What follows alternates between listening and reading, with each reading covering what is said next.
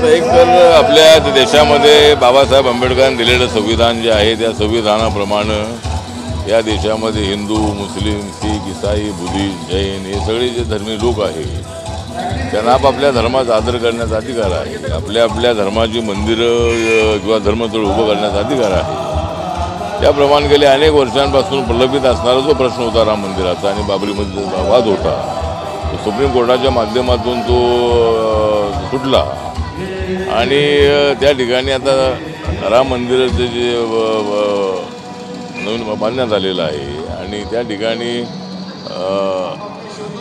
जी काय सांगितलं हे त्या ठिकाणी जी रामाच्या मूर्तीची प्रतिष्ठापना होणार आहे. माननीय नरेंद्र मोदी त्या ठिकाणी येणार आहेत. सगळ्या पक्षाच्या सगळ्या नेत्यांना त्या ठिकाणी निमंत्रित करण्यात आलेलं आहे. त्यामुळं यामध्ये कोणी राजकारण करण्याचा प्रयत्न करू नये. हा कार्यक्रम भाजपचा कार्यक्रम अजिबात नाही. हा कार्यक्रम जो आहे तो हा धार्मिक कार्यक्रम आहे आणि त्यामुळे ज्यांना निमंत्रण आहे त्यांनी सर्वांनी त्याला जायला हरकत नाही. काही लोकांना निमंत्रण दिलं आहे. आता उदाहरणार्थ सीताराम येचुरी त्यांनी मात्र जायला नकार दिला आहे म्हणजे मार्क्सवादी कम्युनिस्ट पक्षाच्या आणि या गोष्टीकडे राजकीय दृष्टिकोनातून बघितलं जात आहे. भारतीय जनता पक्ष हा राम मंदिराच्या माध्यमातून राजकारण करतोय असं बोललं जात आहे. मला वाटतं की हे राजकारण नाही तर धर्मकारण आहे. राजकारणाचा विषय यामध्ये अजिबात नाही आहे आणि भाजपचा काही प्रश्न अजिबात नाही आहे. भाजपच्या काळामध्ये राम मंदिर होत आहे ही गोष्ट अत्यंत आनंदाची आहे. सर्व देशाच्या हिंदूंना त्याचा आनंद आहे. सीताराम केसरी कम्युनिस्ट पक्षाचे आहेत आणि त्यामुळं कम्युनिस्ट पक्ष जो आहे या कुठल्या धर्माला मानत नाही आहे. पण सीताराम केसरी स्वतः हिंदू आहेत आणि त्यांनी ठरवावं. परंतु मोठ्या प्रमाणामध्ये भव्य प्रमाणामध्ये त्या ठिकाणी राममूर्तीची प्रतिष्ठापना होणार आहे आणि त्या ठिकाणी माननीय नरेंद्र मोदीजी त्याचं उद्घाटन करणार आहे. तुम्हाला निमंत्रण आहे का नाही आपण जाणार आहात? नाही, मला निमंत्रण अजून आलेलं नाही. मला निमंत्रण आलं तर जाणार मी, कारण मी जरी बुद्धिस्ट असलोही तरी मी बाबासाहेब आंबेडकरांचा अनुयायी आहे. बाबासाहेब आंबेडकरांनी संविधान लिहिलेलं आहे आणि त्या संविधानामध्ये एकमेकाचा आदर करण्याची भूमिका आहे. जसं अनेक हिंदू धर्माच्या मंदिरामध्ये ज्यावेळेला मी गावात जातो त्यावेळेला मला बोलवतात, मी त्या ठिकाणी जातो.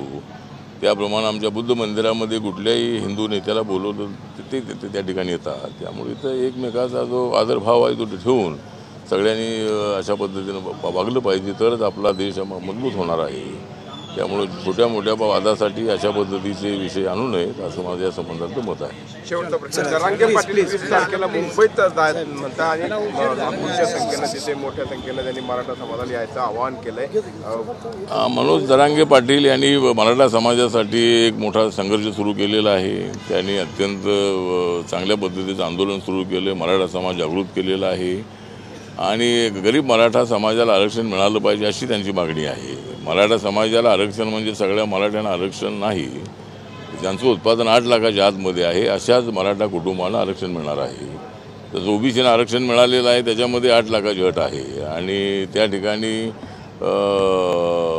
27% आरक्षण मिळालेलं आहे. त्याच्यामध्ये 8 लाखाच्या आतमध्ये ज्यांचं उत्पादन आहे अशाच कुटुंबांना ओबीसीचं आरक्षण मिळत आहे.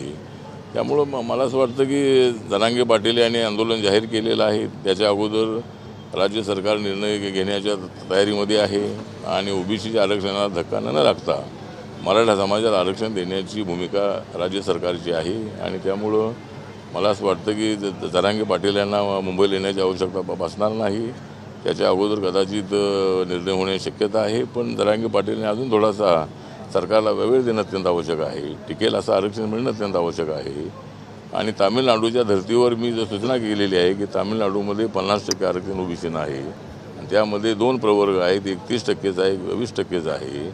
त्याप्रमाणे 27% आरक्षण जे आहे ते तर ओबीसीचं आहेच आहे. तर वरती मराठा समाजाला आरक्षण देण्यासाठी त्यांना ओबीसी म्हणून ट्रीट करावं आणि त्यांना वेगळं आरक्षण देण्याचा निर्णय राज्य सरकारने घ्यावा. असा निर्णय झाला तर तो सुप्रीम कोर्टामध्ये टिकू शकेल आणि मराठा समाजाला जी त्यांची मागणी आहे की ओबीसी म्हणून त्यांना आरक्षण द्या तर ओबीसीच्या यादीमध्ये न टाकता त्यांना वेगळी ओबीसीची कॅटेगरी करून त्यांना आरक्षण द्यावं अशी माझी सूचना आहे. त्यामुळं ओबीसीवरती अन्याय होणार नाही आणि मराठा समाजालाही न्याय मिळेल.